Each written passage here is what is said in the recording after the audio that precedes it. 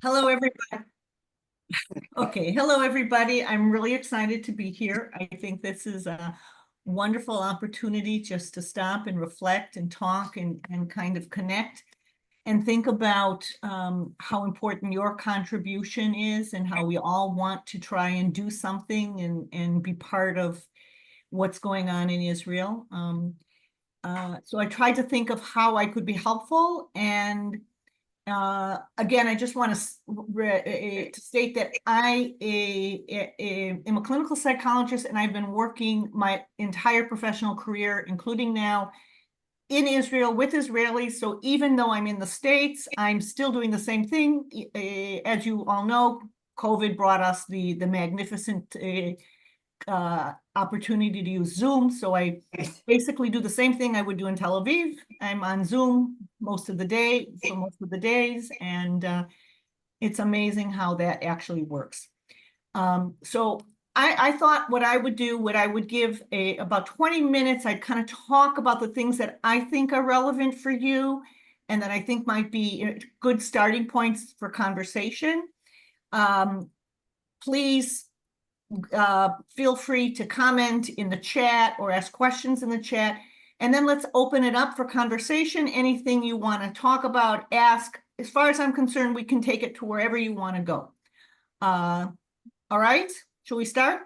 Okay, so I think that we can't talk about the events of October 7th. This meeting is being recorded. Oh, thank you. Okay. I don't think we can talk about the aftermath and the psychological implications of the October 7th events and the war without putting things firstly into a context, a brief historical context. I think that the first place we need to look at is January. We need to go back to January 2023.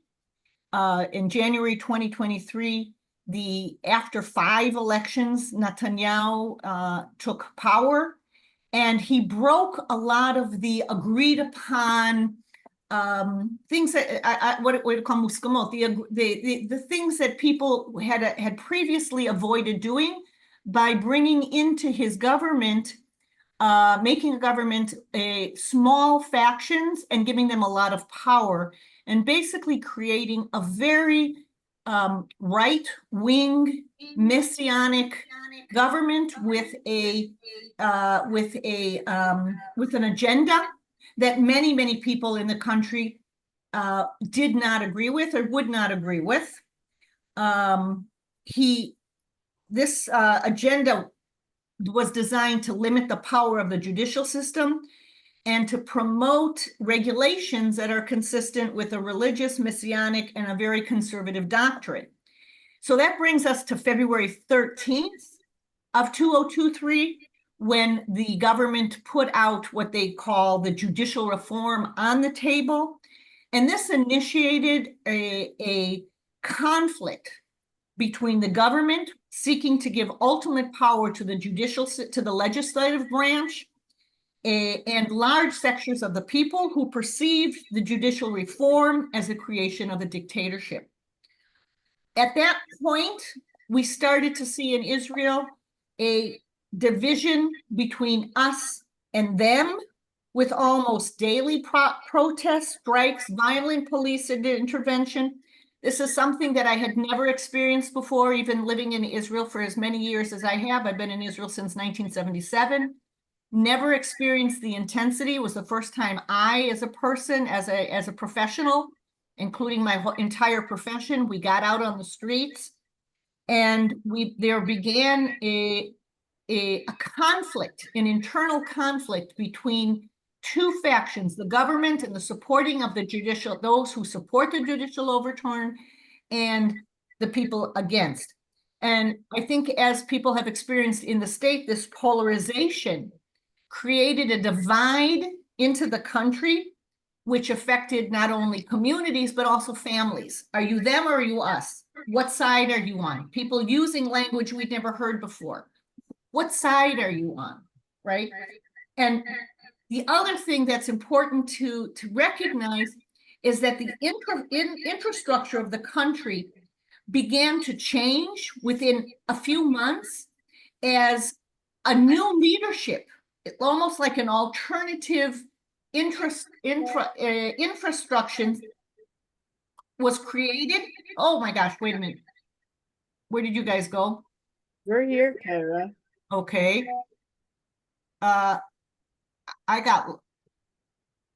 Let's see, excuse me, but I lost you guys.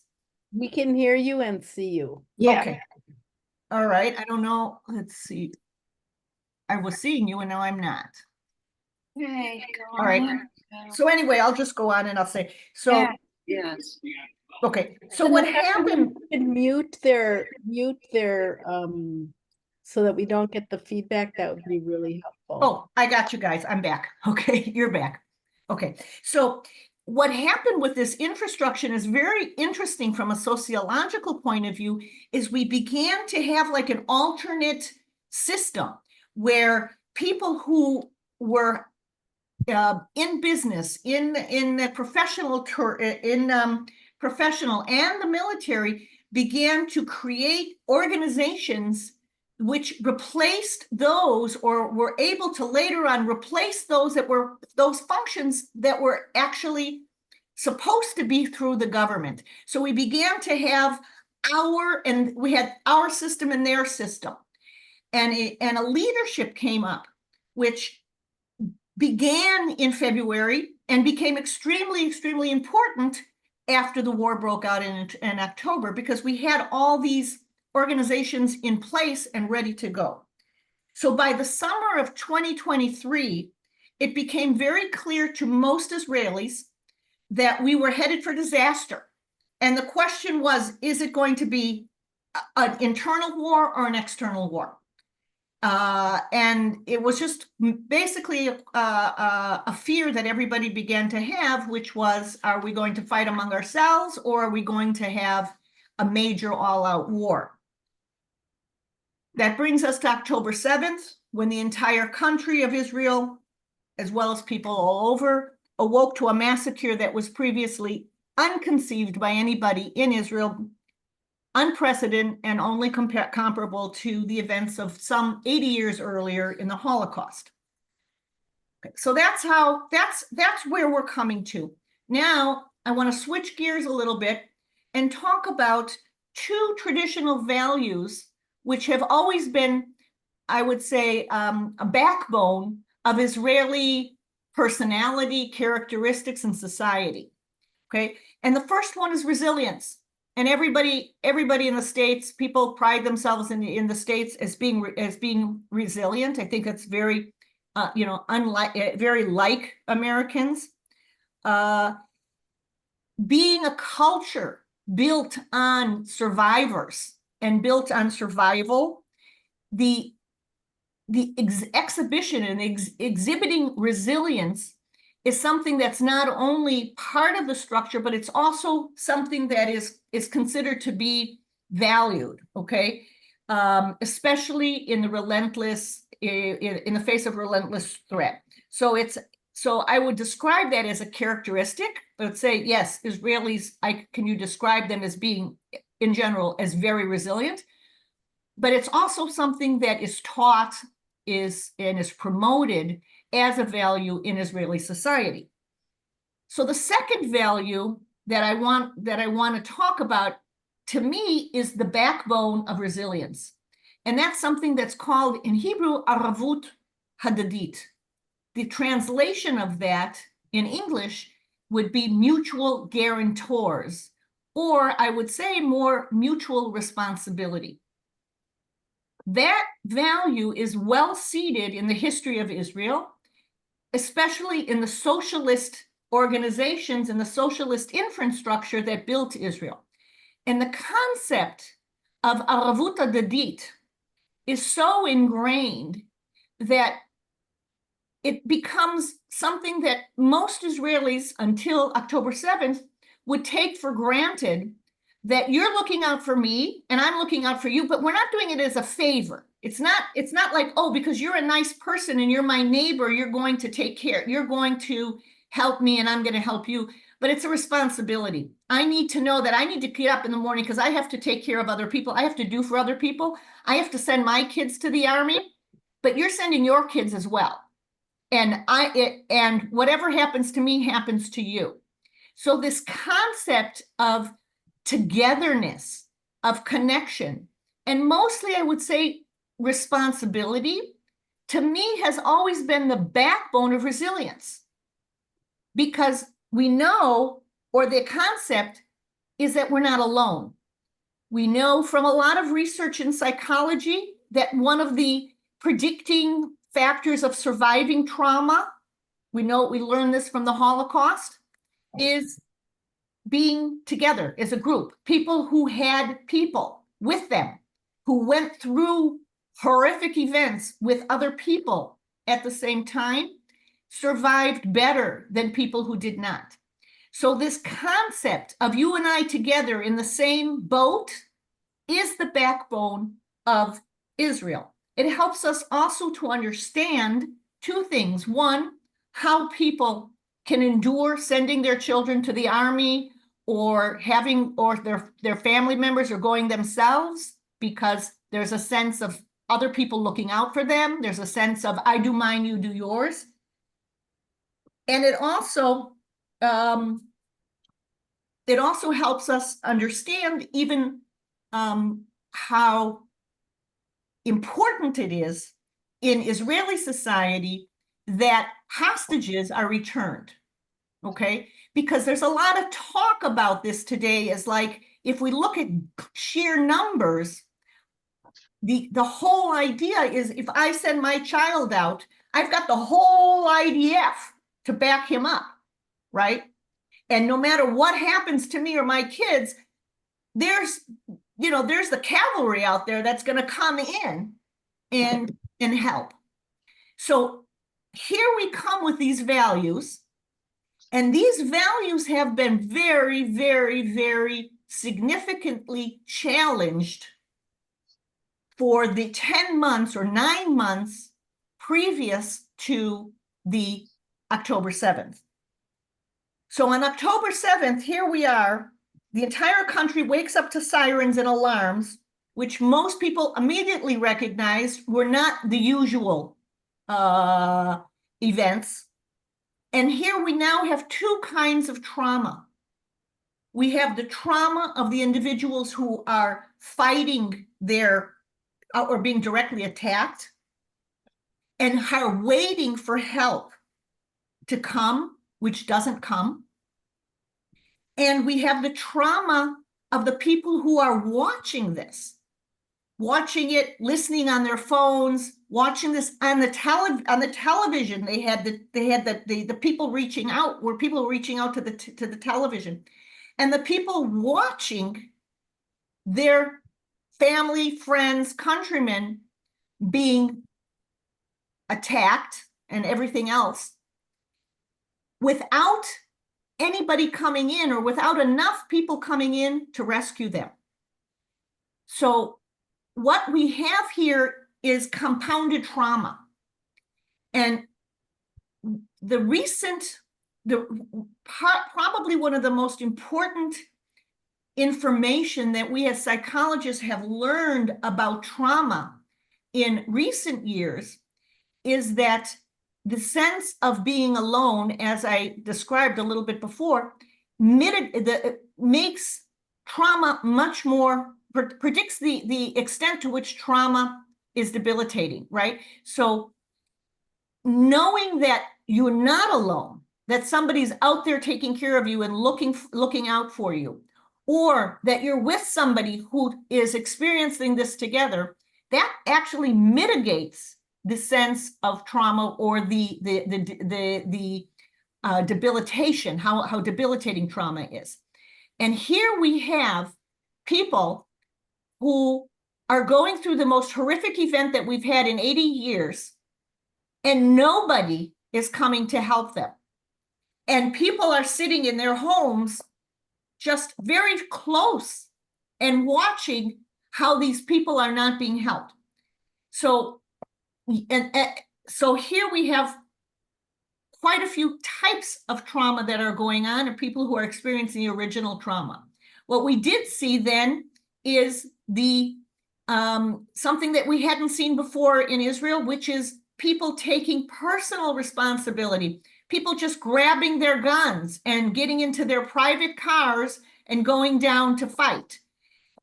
And what we see is these organizations who had previously only existed as a protest organization, all of a sudden these organizations are becoming some kind of a pseudo government, taking on roles and responsibility which had previously been expected from the government. So given these changes that began in February 2023, we see that there were major changes that took place in Israel. First of all, almost a total disillusion of that concept of aravut hadadit. People stopped believing, many people stopped believing that they were part of a bigger group. The amazing, in many ways, the protest, as I said, the protest movement and its leadership stepped in to provide support and structure. And what we did see was a phenomenal outpouring of volunteers, mostly going through these groups, but not all, other groups as well. And that kind of helped to reinforce or kind of regain this idea of aravut hadadit, but a big crack was made. From an emotional point of view, this delusion of I have my country behind me meant that a basic sense of security was severely impaired, leaving people with a very high level of anxiety. And as we all know, anxiety is related to a personal sense of safety, right? And anxiety is an experience of threat. So now we have this basic sense of, I'm not alone, we're not alone, and we have levels of anxiety which are unprecedented in a country used to anxiety, right? Secondly, if we accept that, if we go for that understanding about the disillusionment of aravut hadadit, then we also understand how the resilience has been, the resilience, the impact on resilience. And for the first time, at least in my experience, we have people who are in long-term, very, I would say, existential kind of anxiety, trying to figure out how to get through the day, how to manage, and how to go about normal life. So this has started in October 7th, but it's still going on. I would say there would be an overall sense of mourning and an overall sense of anxiety, which was unprecedented up until then, even though this is a country and a people well used to both mourning and anxiety, but it took it to a level that was much higher than ever could be expected. So then I made a list of what do we see as the psychological sequelae of these events, and how, and trying to think about how these meet and how these meet up with the people that you're meeting up with, and how we can be, or how you can be helpful. So as I said, the biggest one is if we break down this sense of aravut hadadit and the resilience, we're left with a growing sense of disconnect and aloneness. And this is something that I hear from people in Israel and people experience, especially when it comes to their connections with other people, if it's Facebook, if it's friends and family. There's an awful sense of people not being able to understand, not being able to see, even a resentment or an anger that life can go on, and I think that this is something that we need to be very aware of and accepting, and just very sensitive to, and maintaining contact and listening and being together with people is the remedy for that, or is the way to heal, to help with that. Maybe the most important piece is that people are on survival mode, and if Israel in general and Israelis in general have always been kind of in survival mode, now we have survival mode on steroids, and that has a lot of implications from a physical point of view and a psychological point of view. I would say if it starts off with not bothering to go to the doctor for routine medical exams, because what difference does it make? Not making any kind of long-term plans or dealing with long-term, and just focusing on the immediate, whether it's making plans to go abroad and just paying the highest price possible for the flight that leaves tomorrow, as opposed to making plans for later. If it's economic, if it's spending money, if it's overeating, it's living the moment as if there is no tomorrow, which has always been a characteristic of Israeli functioning. And now I would say it's just way more intensified. We see people now who have not taken care of their businesses, have not been able to take care of their businesses, been able to take care of their finances, and especially their health. My patients, you know, so often they say, oh, I didn't even remember that I needed to go to do that test, or I needed to take that exam. And especially with older people, this is a disaster. And the medical system is overloaded. So even if I remember now to set an appointment, my appointment might be in 7 months. So if I was supposed to go 7 months ago, we're still talking about a long time. So there's a lot of I would say, sequelae that we don't even think about. There is also an intense sense of loss, in sense of being a part of the country and society, and a longing for the country and the society that was, very reminiscent of what we have learned and heard from Holocaust survivors.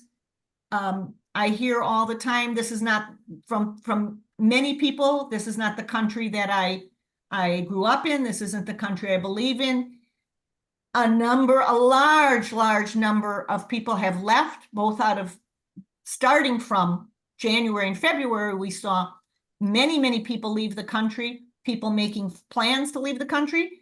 And yes, there also are people who have said, now is the time I want to come. So Aliyah is actually on the rise, but the leaving the country in numbers that are very sad, and are directly related to this sense of, I don't belong here anymore. Okay. I said there's an intense sense of mourning and a lot of difficulty in emotional modulation, struggles with depression, anxiety, along with the need to continue with daily life, jobs, raising kids, depleted enjoyment and energy. What I often talk to people about, and what people often say is, let's try and go through the motions of normal life. Yes, go to that restaurant you used to like, go to the theater, do some things that you used to do, but don't expect yourself to enjoy it, right? That's not really within the ability. And this is sometimes surprising, because you can look and maybe see Tel Aviv, you might see the restaurants are working, the theaters are open, people seem to be going through the motions of a normal life. And you have to ask the question of, is that true, right? How much is that actually happening? So then I talked about the difficulty in finding joy and pleasure despite the normal activities, the sense of disconnect from the outer world, the short-term thinking, the medical complications, and then maybe one of the things that is the most disturbing is that we take this polarization that began in January, and now we have an intensity of this polarization where this emotional regulation becomes I would say a release of tension, anger, and frustration by blaming and shaming. So we have a lot of aggressive polarization. It's your fault, you're doing this, you're doing that. And society, instead of coming together and being able to problem solve and help each other, which has always been the strong point of Israel, now it's us and them, and we're righteous and they're wrong, right? We're doing the right thing and they're doing the wrong thing. And you see a lot of discharge. I call it emotional discharging through the use of this blaming and shaming mechanism. So that's basically what I have to say. I'm happy to look in the chat and see if I can respond to anything and open it up to everybody. Yeah, if you raise your hands using the raise hand button on your Zoom, that's the easiest way for me to see who has questions, and please put out some questions. So we'll look at the chat in a minute, but I'd love to give people a chance to talk as well. Robin, yeah, go for it. You there? Oh, yes. So this might be a difficult question for people to hear, but this is something that I've kind of been struggling with in terms of my discussions with people. I recently had a discussion with someone, a doctor here, and I said to her, you know, how awful it was that the 6 hostages were murdered recently. And she said to me, well, you know, if you think about, you know, the one Hirsch Goldberg, his arm was blown off, and you know, and then the 11 months leading up to what could have been a possible, you know, release or rescue was, you know, they were held in darkness and they'll never be the same. And, you know, there's a part of me, and I think there's maybe a part of all of us that might want to think, yeah, that is true, and their lives would never be the same. And everyone who's been held hostage and or released or not released is impacted by that notion of, well, their lives will never be the same. And I'm kind of struggling with that because I kind of feel like, to what extent do we, you know, as Jews, as educators, do we buy into that? Like, is it okay to say, oh, okay, and then, you know, go throughout our day, you know, thinking and believing that, right, their lives would never have been the same. So maybe, you know, and then, you know, during Maybe what?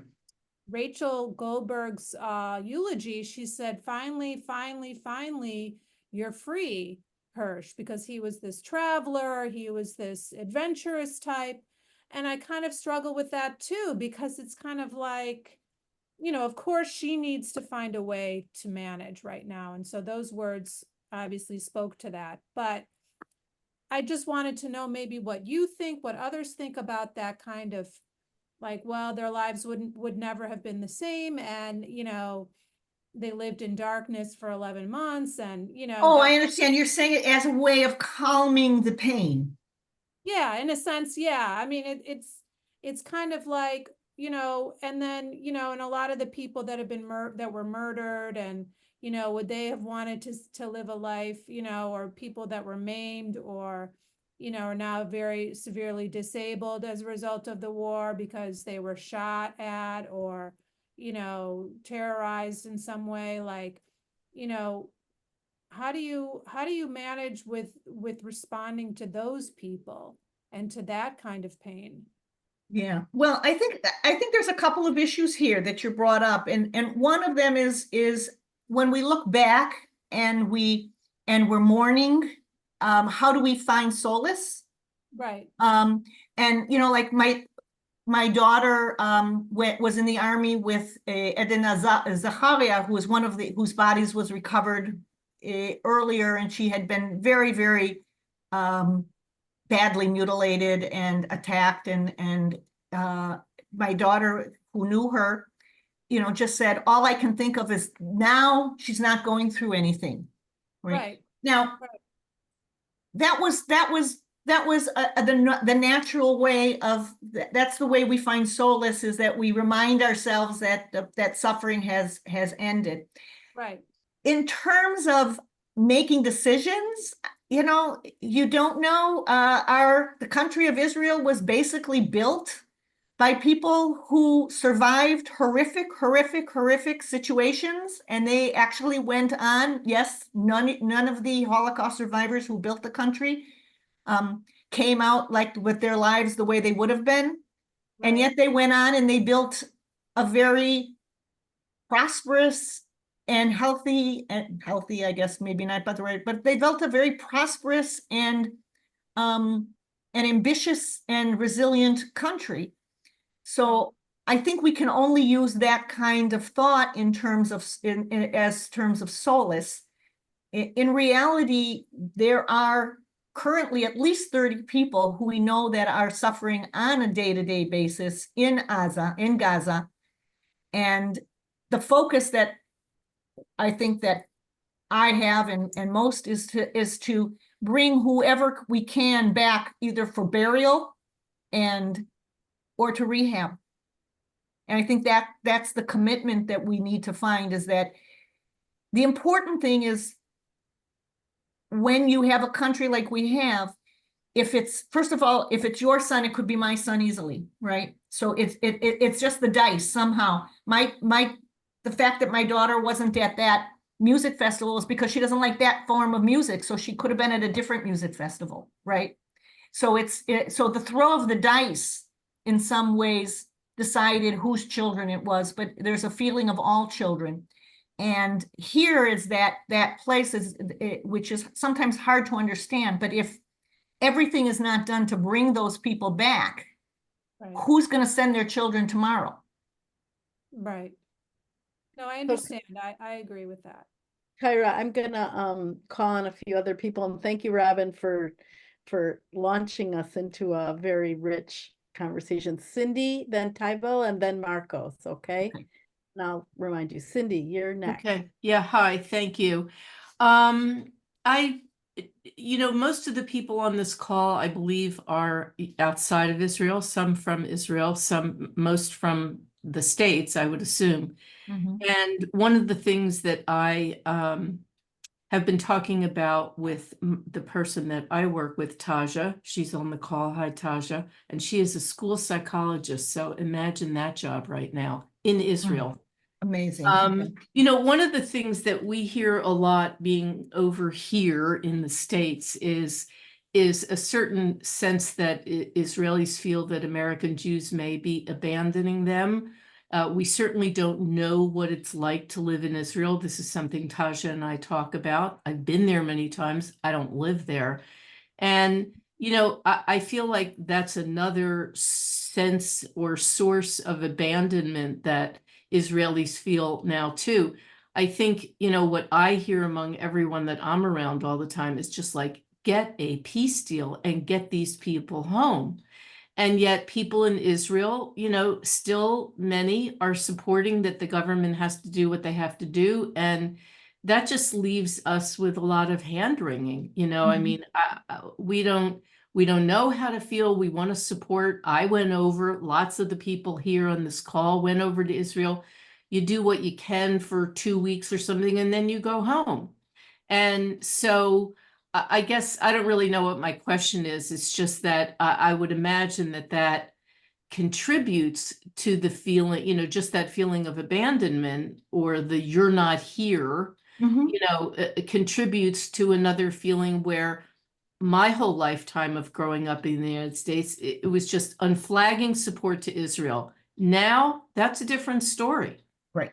It's very hard to feel the way we felt in the 50s and 60s and all of that. We are confused. Yeah. I think that what you're pointing out is a very important part, is that there is a parallel process. Just as Israelis are feeling disconnected one from each other, right? And you're right, there are people who believe that the government is doing everything it should be doing and are very supportive, and they see the protesters as being destructive to the government. And this polarization is creating a sense of aloneness And that aloneness is also between, it can be between family members, and I see families that are torn apart. And this aloneness is also between people in the States.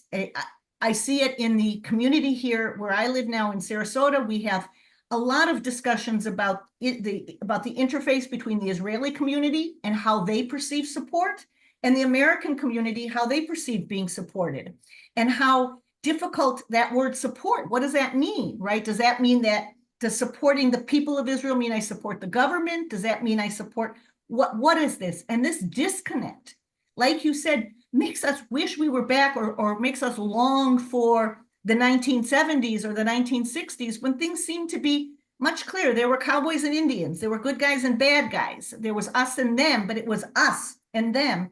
And now it's not like that. So I agree. I think the Americans, the American Jewish community is suffering from very much of the same psychological disillusionment with Israel, disillusionment with Israeli politics, disillusionment with society. I think we're all in the same boat, even though we seem to call it something else, or we seem to feel as if we're not. But we are. I agree with you completely. So thanks, Kyra. Tybel, and then Marcos, and then I have a question too. So I have a comment and a question. I'll do the comment first. And it was just something I was reminded of when Robin was asking you the question. Many years ago, I did an in-person course at Yad Vashem to become a Holocaust educator. And they took us for a few days to Lachame, the ghetto that was, I'm sorry, the Museum kibbutz. Lachamei Agatoot, Right. the Ghetto Fighters Museum, yes. Well, but also the school. And one of the things I took away from me, maybe the most searing memory, was when they talked about why they founded Lachame, was because so many of them went to other kibbutzim, and those who hadn't survived the Shoah, however they survived, in hiding, whatever is traumatic, did not understand why after a night after night of nightmares and panic attacks and whatever, and not sleeping, they couldn't bound up at 5 a.m. and go milk the cows. That there was a lack of understanding, and that's why that kibbutz was founded. So I just thought of it for Robin, because obviously everybody makes different choices, and some may choose not to go on even many years later. But at least for some, it also reminded me, because of what you said about not being alone, because what they decided is they needed a kibbutz where everybody understood that mornings are horrible and might get better. That was the comment. But now a question. When you started talking about redeeming captives, I thought that there was something you were going to link it to, and you didn't. And I wondered, maybe, is this because the society is just so secular, even those who marry religiously, which is, when the rabbis were deciding what the duties are in a Jewish marriage contract, so this is rabbinic, however many thousands of years old, one of the duties a husband owes a wife, above other things, is to redeem her if she becomes captive. So that, to me, is in a way even more significant than the modern state of Israel. So when you were talking about, I mean, obviously someone observant would know that about a Jewish marriage contract, but is that something that is not known to secular society? So how deep those symbolic underpinnings are, husband, wife versus country, are not part of the consciousness? I think this is part of the pain, because the concept that the concept you're talking about is called Pidyon Shvuim. Pidyon Shvuim, redemption of hostages, is one of the basic concepts in Judaism, and I think anybody from any spectrum, any place on the spectrum of Judaism would recognize that as a basic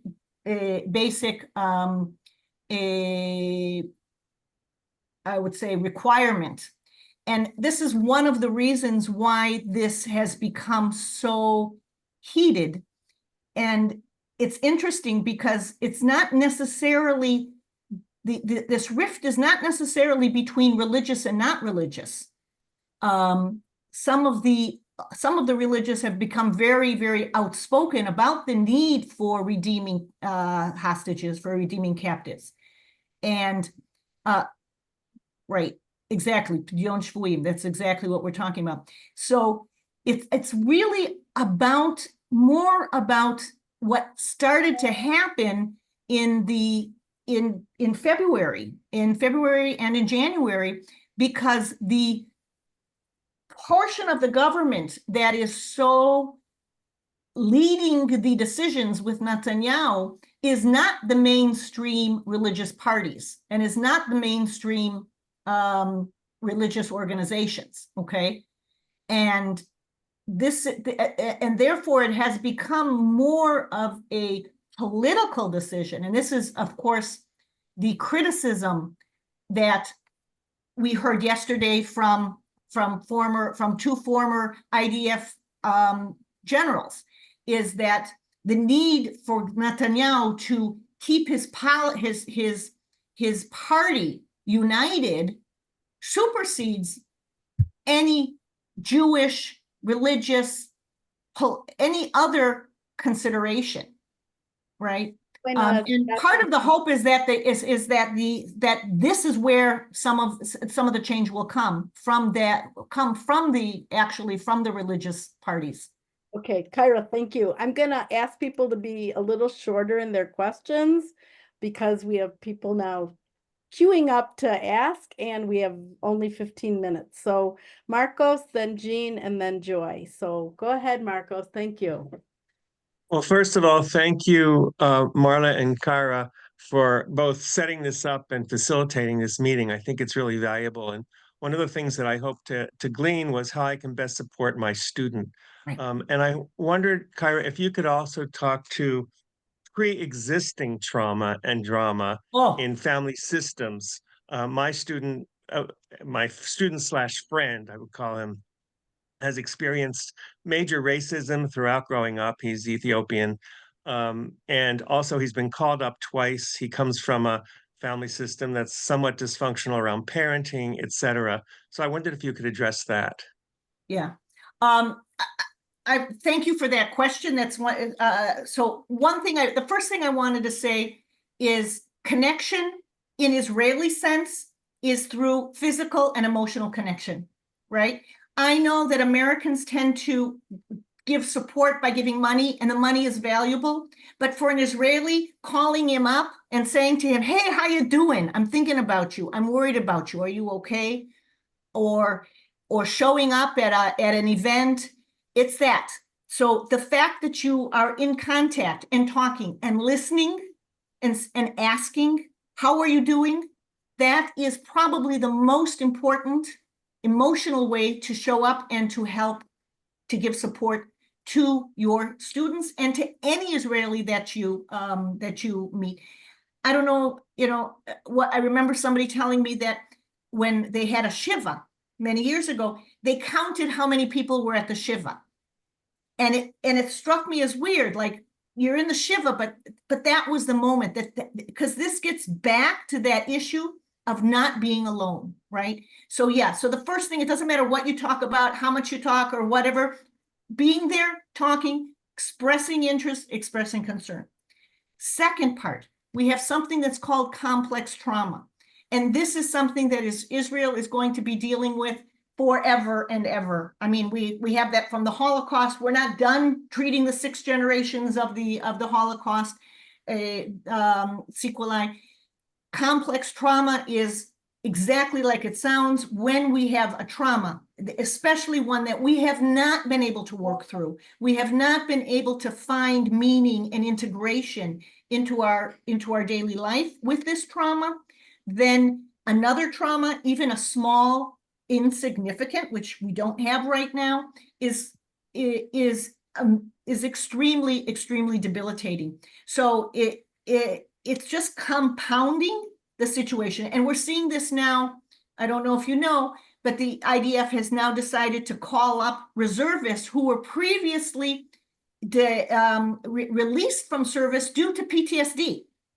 So now they're giving people who they released beforehand because they were experiencing trauma in the military. Now they're calling them back up. And this is, I don't know a nice word to say it, but it's a major issue, and people are scrambling around to get authorization. But also, what does it mean for that person who says, so if I don't go, who else is going to go, right? Because not only was I, the soldier himself who went through and has PTSD, but his buddies have it as well. So yeah, this is awful. And this is something we will be dealing with for years. And that's a case in point with my friend. Is he's been called up for the second time. He's in his 40s. He has 2 children, and he's on the north now. Correct. And he probably has never processed whatever went through his family, whatever went through his thing. And this is indescribable. I mean, it's just indescribable and unforgivable in the sense of the damage that it does to the individual. My heart goes out to him and to everybody else in that situation. Thanks, Kyra. So Thank you. Jean and then Debbie Silverman. Hi.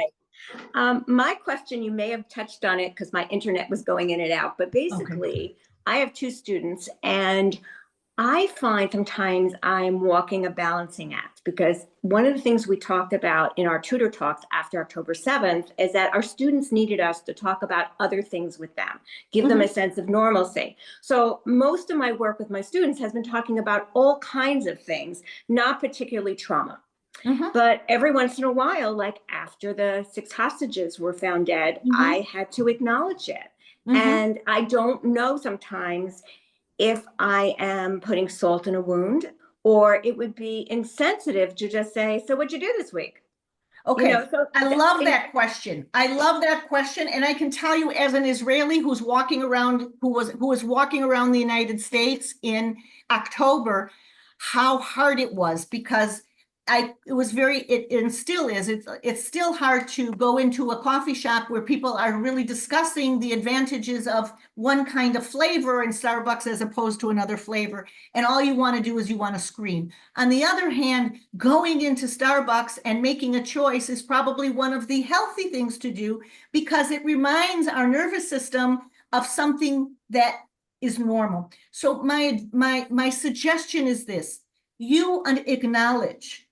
And what I appreciated when I went, and people would say to me, listen, I don't know, I just want to put it on the table. I'm horrified. This is an awful kind of a thing. I just want to put it on the table. If you want to speak about it, I'm okay. If not.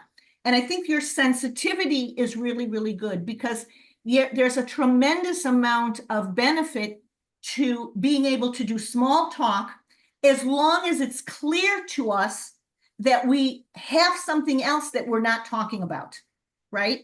Because the insensitive thing is if you're assuming that the small talk is what's really important. But if we both know, okay, let's put it on the table, this is a very upsetting thing. What do you want to talk about, right?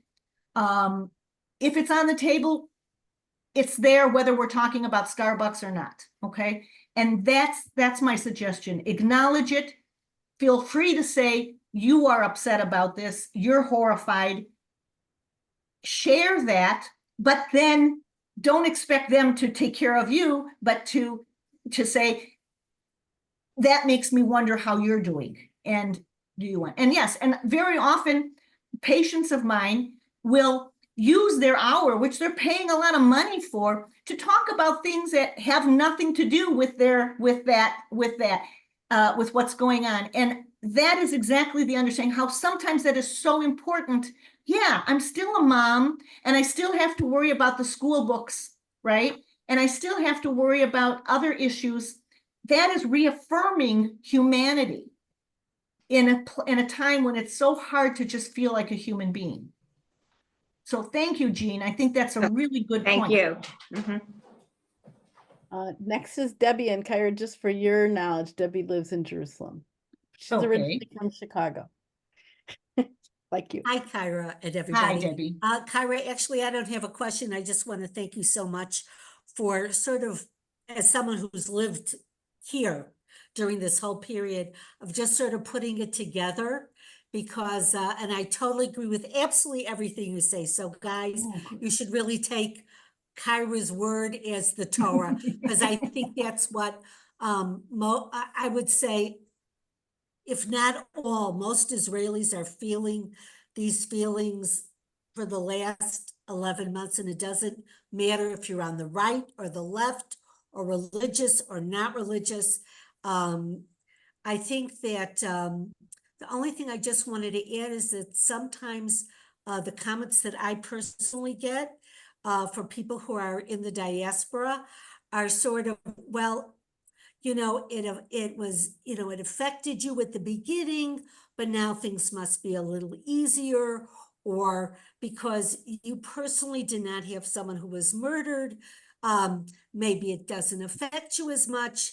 I think that's a falsehood, let's put it that way. So again, your students might not have any direct first person contact with this trauma, but we're all traumatized.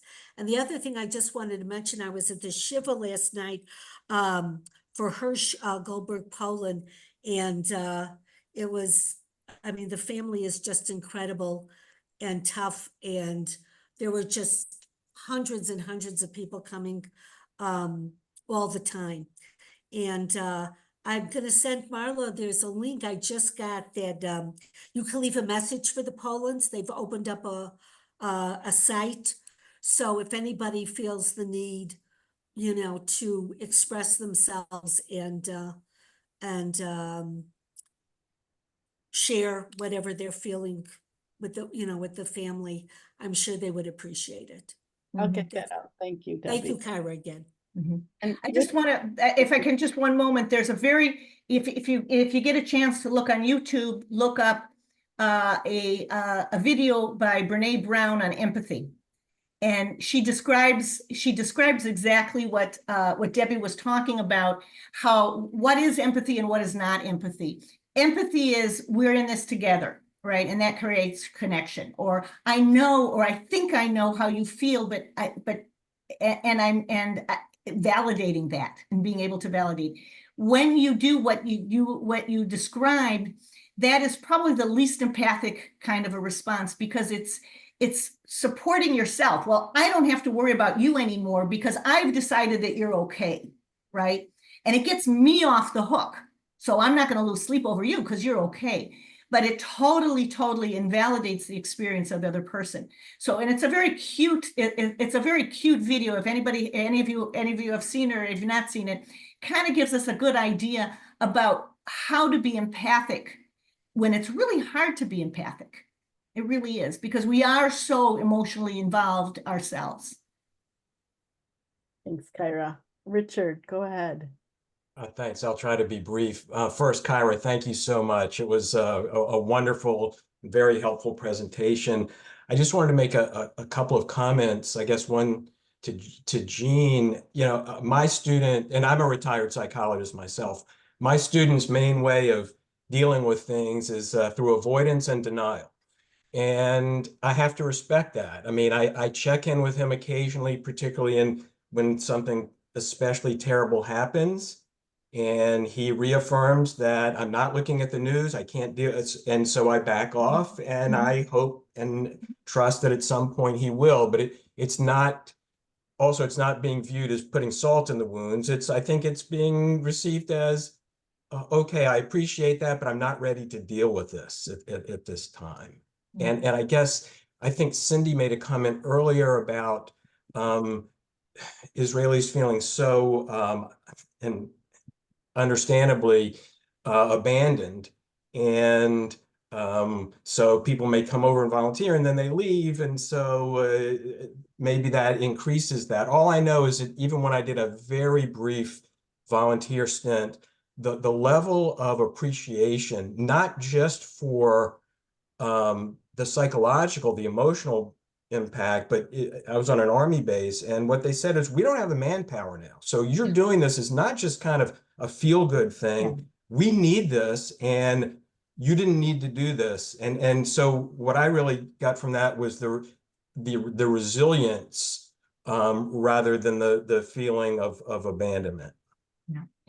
Absolutely. I think this gets back to how Israelis experience support, showing up, standing next to somebody in a protest, or standing next to somebody in a hamburger, slapping hamburgers, or packing up things. That is perceived as support, right? Showing up on a call and saying, it's okay, we don't have to talk about it. I'm here if you want to. That's perceived as support, right? That's emotional support. And that is the way of saying to people, we're in this together. I'm here, right? And I think that these even little ways of doing that are extremely, extremely important.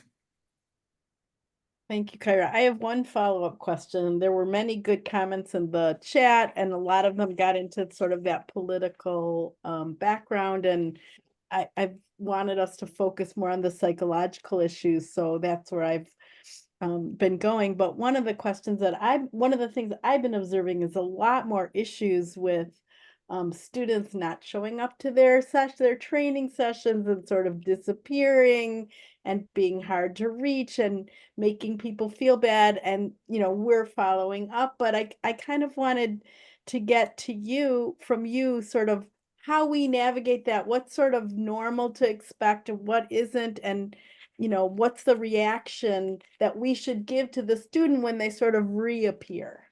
Mm-hmm. So this is interesting because this is one of the questions that I'm getting. Probably most of or a good portion of my practice today is supervising other psychologists. And this question, it's all of a sudden people are bailing on me. They're changing at the last minute. Do I hold the ground and expect them to pay for their their missed appointments, or do I confront, or do I just go with the flow? How do we handle that? So I would put that back into what I mentioned before, survival mentality. And there's always been a difference between Israelis and Americans in this. Israelis have never been good at planning 6 months ahead of time or a year ahead of time. Very few Israelis will tell you now exactly where they plan to be next summer, even not on Pesach. And most of the people who I know haven't really figured out what they're going to do for Rosh Hashanah, which is a little different than Americans. So that's part of what we've had so far as that crisis. It's like we need to deal with today. Yes, that's the experience that everybody is having, because it is very, very hard for people who are sitting here on Wednesday at 12 o'clock to commit and to foresee the future of next Wednesday at 12 o'clock. And some people are better at that and some people are not. But this overwhelming sense of crisis mentality, let's get through this next hour, let's get through this next day, makes these time kind of constraints feel very, very fluid. And my suggestion is to be as flexible as possible without becoming resentful. Because if we get too flexible with other people in that sense, then it kind of backfires with the resentment. But if you can see it as understanding and realize this is kind of the way people are functioning today, and maybe this is the way that your student needs to function and needs that extra flexibility, I would just call it, right? And decisions are made ad hoc, especially decisions around, events. Things happen and you forget, and things happen and it just doesn't make any difference. So I say, please just be flexible, go with the flow to the point where you'll feel resentful. And that point, say, hey, I really need to know that you're going to show up if we made this appointment. But realize that it is very difficult to project farther than more than, I would say, an hour at this point. Well, here we are at the top of this hour, and we use the time well. And I think it gave us all a lot to think about and absorb and process. And hopefully that helps us understand our students through some new lenses with some more context. So If I get some good questions from people, if people want to send me any questions that you thought about later, I have a direct line to Kyra. And she's willing to, within reason, she's willing to respond to Absolutely. I can get more information out. So thank Absolutely. you, everyone, and let's stay strong together and hope. And thank you all for the wonderful work you're doing with your volunteers. I think that is so important, and I really, really appreciate, in the name of of the people who are responding, just keep going, just keep doing it. It's wonderful. Thanks, Kyra. אני יכולה להגיד בשם כולם תודה, אז תגידי, אני לא יכולה לדבר עם כולם פה באנגלית, אני רק מתרגלת, אבל כן, זה ממש ממש חשוב. וגם אני מדברת עם סינדי בשביל כל הסטודנטים שלא רוצים לדבר על המצב, אני גוררת אותה לשם. Thank you. So Taja just said on behalf of the students, she says thank you to us, and this was interesting. So good. Appreciate that. Wonderful. Okay. Bye, everybody. Okay, bye-bye. Bye.